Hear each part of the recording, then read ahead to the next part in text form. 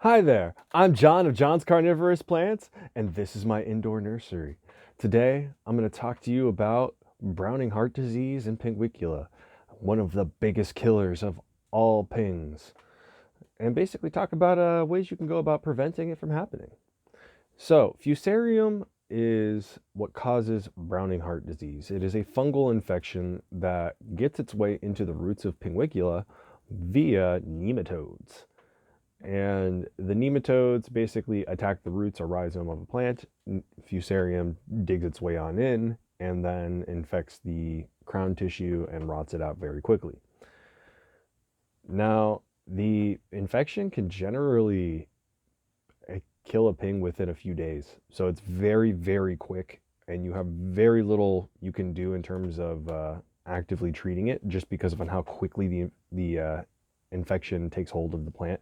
Generally, by the time you've realized that you have a ping with Browning heart disease, it's already on the decline and it's got like another day or two left before it's just entirely brown and rotted. So you can, in the case of them collapsing very rapidly, take emergency pullings. If you have any tissue that's left that isn't all rotted or whatnot, you can basically seal it off and basically like how I do my little clones here. Like I use a little deli cup with some ping medium in it.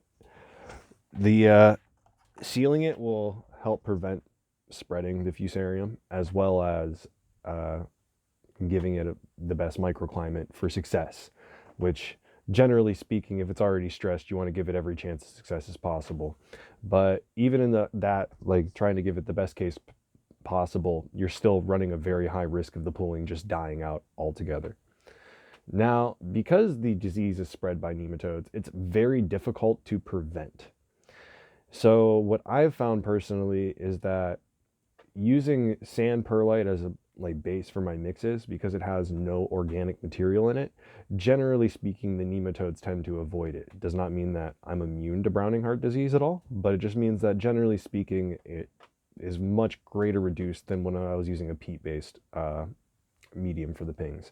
Back when I was using peat, I would notice very, very much so higher rates of fusarium. So the sand perlite seems to work a little bit better.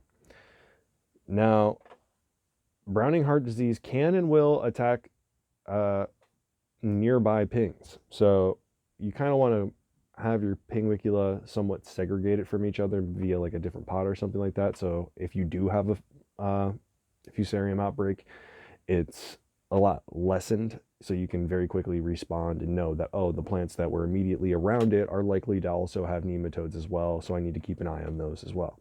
If you have it all just on one ping rock or something like that, you can remove the infected one, but chances are the nematodes are still crawling all over the rock, and you will probably see issues with other pings in the future. So the nematodes and Fusarium are environmentally present throughout the world. So it's very hard to prevent them from ever getting into your setup. You're very likely going to carry them in at some point if you're going outside. So just be aware of that. It's just like most other pests like aphids and whatnot. Most of the time, if you're in an indoor grow, if you're getting pests, it's generally from either like an open window you have, like some open point of entry, or you yourself are carrying them from whenever you're going outside and coming back in. So because of that, you're probably never going to have a setup unless you have a 100% clean room to prevent Fusarium and Browning heart disease, especially with Pinguicula. And you will see it, generally speaking, most often in the winter, especially for any of the pings that have like a winter dormancy period where like they like to regress. It seems that once they're in that tighter growth phase, it's a little bit slower. It's a lot harder for them to react or recover from any potential attack. So I hope that this was all helpful. Please like, subscribe. If you have any suggestions for future rants, please leave a comment down below. And who knows, maybe it'll get turned into a video.